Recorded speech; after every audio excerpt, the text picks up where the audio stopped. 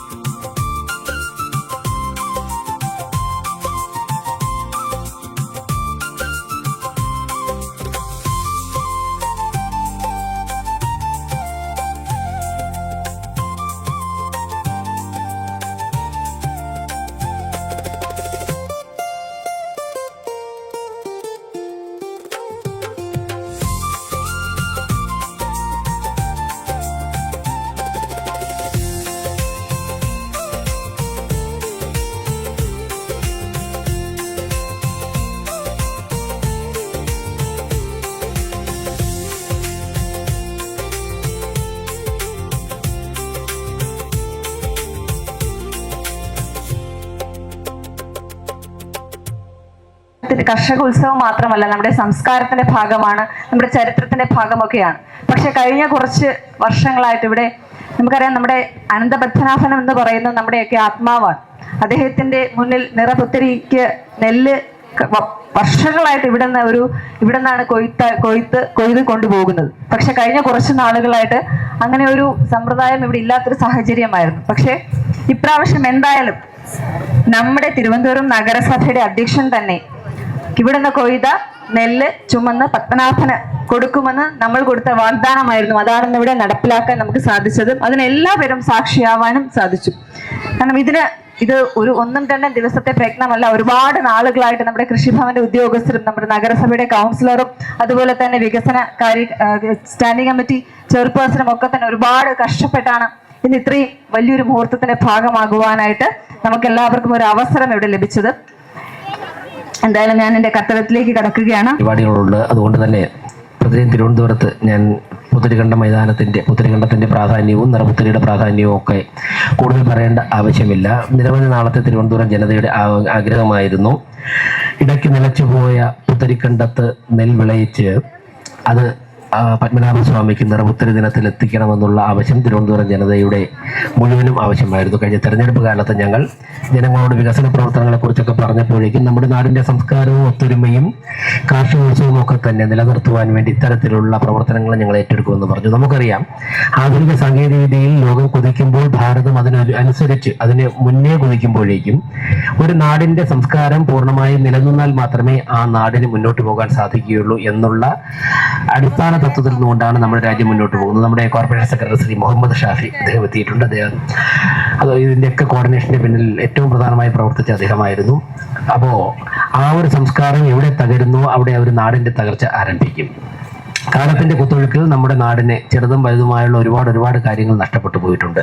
തിരുവനന്തപുരമായി നിലനിൽക്കുന്ന പത്മനാഭസ്വാമിയുടെ സാന്നിധ്യവും അതോടൊപ്പം തന്നെ ഇവിടത്തെ ഇത്തരത്തിലുള്ള ആചാരാനുഷ്ഠാനങ്ങളും ഒക്കെ തന്നെ നിലനിൽക്കുന്നു. നമുക്കറിയാം, പത്മനാഭസ്വാമി ക്ഷേത്രത്തിൽ പോയി കഴിഞ്ഞാൽ രാവിലെ 3 മണിക്ക് ആരംഭിക്കുന്ന 3 മണിക്ക് ചടങ്ങുകൾ ആരംഭിക്കുമെങ്കിൽ 1 മണിക്കോ 2 മണിക്കോ ഒക്കെ തന്നെ അതിൻ്റെ തയ്യാറെടുപ്പുകൾ ആരംഭിച്ചു വന്നു. 3 മണിക്ക് ആരംഭിക്കുന്ന ചടങ്ങുകൾ കൃത്യമായ ഇടവേളകളിൽ വൈകുന്നേരം രാത്രി ഒരു 8 മണിക്കോ 8:30 അവസാനിക്കുമ്പോഴേക്കും ഇതിനിടയിൽ നമ്മളൊക്കെ തന്നെ ഇനിയും പൂർണ്ണമായി മനസ്സിലാക്കിയിട്ടില്ലാത്ത നിരവധി ആചാരാനുഷ്ഠാനങ്ങളിലൂടെയാണ് കടന്നു പോകുന്നത്. അതുകൊണ്ട് തന്നെയാണ് ഈ നാടിന്റെ ചൈതന്യം ഇതുപോലെ നിലനിൽക്കുന്നത്. ഞാൻ ദീർഘിപ്പിക്കുന്നില്ല.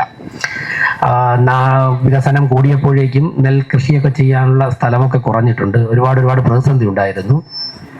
പക്ഷേ ഈ ഭരണസമിതി അധികാരത്തിന് വേണ്ടി ആദ്യ ദിവസങ്ങളിൽ തന്നെ സംസ്ഥാന സർക്കാരിൻ്റെ കൃഷി വകുപ്പ്, ഇവിടുത്തെ കാർഷിക വകുപ്പിലെ വിവിധ ഉദ്യോഗസ്ഥന്മാരൊക്കെ തന്നെ വളരെ മുൻകൈ എടുത്തുകൊണ്ട് ഈ പരിപാടി ഏറ്റെടുത്തിരുന്നു. ശ്രീ കരമനാജിൻ്റെ നേതൃത്വത്തിലും സത്യവതിയുടെയൊക്കെ നേതൃത്വത്തിൽ സ്റ്റാൻഡിംഗ് കമ്മിറ്റികൾ വളരെ സജീവമായിട്ട് പ്രവർത്തിച്ചിരുന്നു.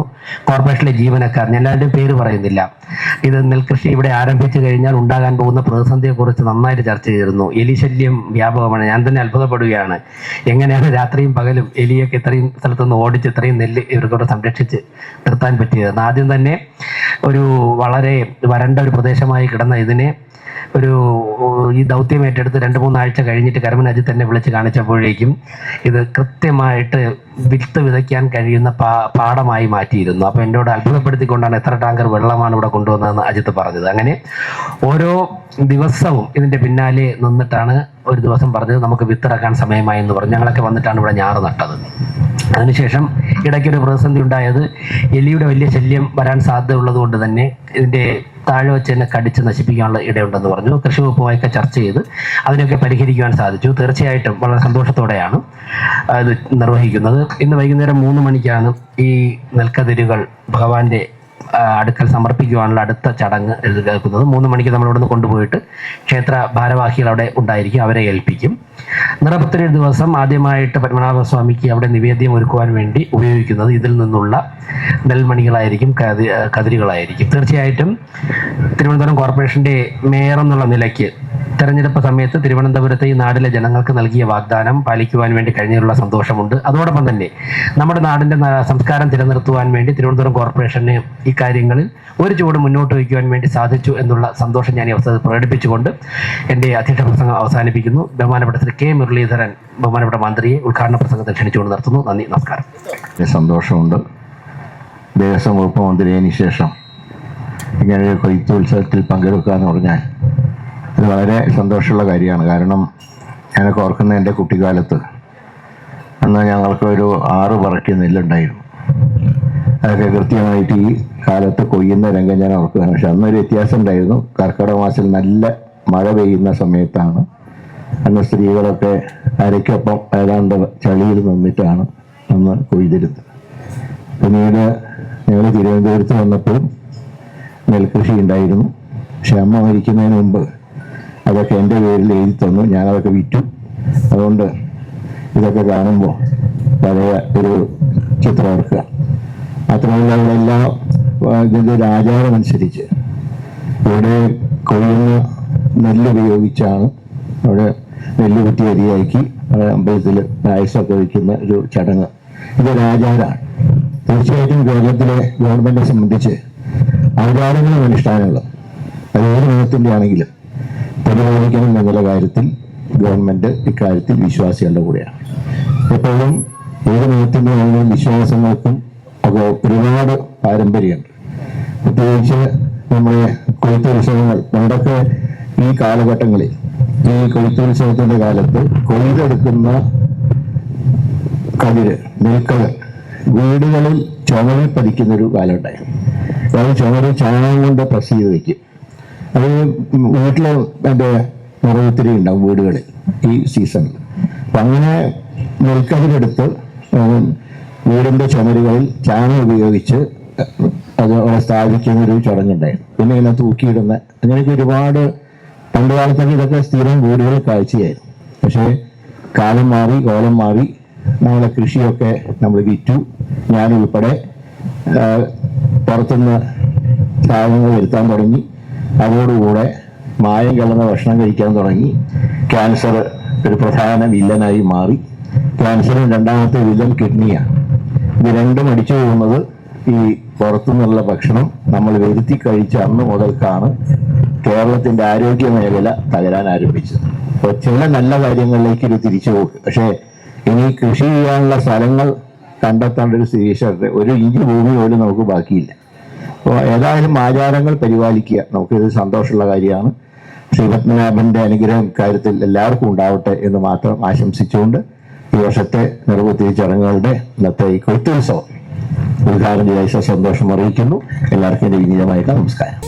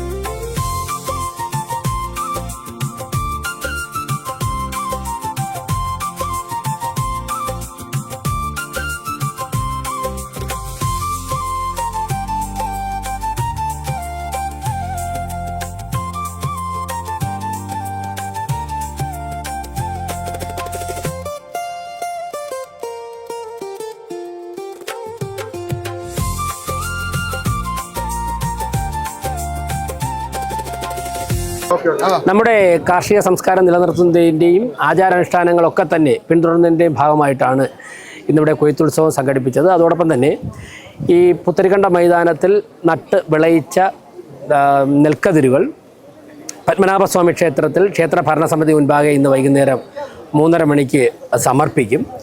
നിറപുത്തരി ദിനത്തിൽ പുത്തരിക്കണ്ടത്ത് വിളയിച്ച ധാന്യം ഉപയോഗിച്ചുകൊണ്ടാണ് ഭഗവാനെ ആദ്യമായി പൂജാകാര്യങ്ങൾ ചെയ്യുന്നത്, നിവേദ്യം ചെയ്യുന്നത്. കുറേ കാലമായി ഈ ചടങ്ങ് മുടങ്ങിക്കിടക്കുകയായിരുന്നു. പുത്തരിക്കണ്ടത്ത് നട്ട് കൃഷി നടത്തി അതിൽ നിന്നും നെല്ല് ഉൽപ്പാദിപ്പിച്ച് സമർപ്പിക്കുക എന്നുള്ളത് കുറച്ച് കാലമായി മുടങ്ങിക്കിടക്കുകയായിരുന്നു. ഈ ഭരണസമിതി കഴിഞ്ഞ തെരഞ്ഞെടുപ്പിൽ തന്നെ, ഞങ്ങൾ അധികാരത്തിൽ വരുന്നതിന് മുമ്പുള്ള തെരഞ്ഞെടുപ്പിൽ തന്നെ പുത്തരിക്കണ്ടത്ത് നെന്മണി വിളയിച്ച് പത്മനാഭസ്വാമിക്ക് സമർപ്പിക്കുമെന്ന് പറഞ്ഞിരുന്നു. തീർച്ചയായിട്ടും അത് കൃഷി വകുപ്പിൻ്റെ ഉദ്യോഗസ്ഥരുടെ ഉൾപ്പെടെ നല്ല സഹകരണം കൊണ്ട്, കോർപ്പറേഷനിലെ ഉദ്യോഗസ്ഥരുടെയും സ്റ്റാൻഡിംഗ് കമ്മിറ്റി ചെയർമാൻമാരുടെയൊക്കെ തന്നെ സഹകരണം കൊണ്ട് വളരെ ഭംഗിയായിട്ട് സമയബന്ധമായി തന്നെ പൂർത്തിയാക്കാൻ സാധിച്ചു. അതിന് നാശനഷ്ടങ്ങളൊന്നും വരാതെ ഭംഗിയായിട്ട് പരിപാലിച്ച് കൊണ്ടുപോകാൻ സാധിച്ചു. അതിൻ്റെ കൊയ്ത്തുത്സവമാണ് നടന്നത്. ഇന്ന് വൈകുന്നേരം 3 മണിക്ക് ഇവിടെ നിന്ന് ആചാരാനുഷ്ഠാനങ്ങളോടെ വാദ്യമേളങ്ങളുടെ അകമ്പടിയോടെ കൗൺസിലർമാരും നാട്ടുകാരും ജീവനക്കാരും ഒക്കെ ചേർന്നുകൊണ്ട് പത്മനാഭസ്വാമി ക്ഷേത്രത്തിലേക്ക് നെന്മണികൾ കൊണ്ടുപോയി അവിടെ ഭരണാധികാരികളെ ഏൽപ്പിക്കും. അവിടെ സംഭാവന സമർപ്പിക്കാനുള്ള കാര്യങ്ങൾ ചെയ്യും. വളരെയധികം അഭിമാനത്തോടെയും സന്തോഷത്തെയാണ് തിരുവനന്തപുരത്തെ ജനത, പ്രത്യേകിച്ചും കോർപ്പറേഷൻ്റെ ഭരണത്തിന് നേതൃത്വം കൊടുക്കുന്നവരും ജീവനക്കാരും ഒക്കെ തന്നെ ഈ നിമിഷങ്ങളെ കാണുന്നത്. ഈ ചടങ്ങിലേക്ക് ആവശ്യമുള്ളതല്ലാതെ ബാക്കി വരുന്നതിന് എന്താണ് ചെയ്യുന്നത്? അല്ല, ഇത് അവിടെ ഇതിനേക്കാൾ കൂടുതൽ ആവശ്യമുണ്ട്. ഇവിടെ ഇവിടെ വിളയിച്ചതിനേക്കാൾ കൂടുതൽ ആവശ്യമുണ്ട്. ഞങ്ങളിവിടെ വന്ന് മുഴുവൻ അവിടെ തന്നെ സമർപ്പിക്കും.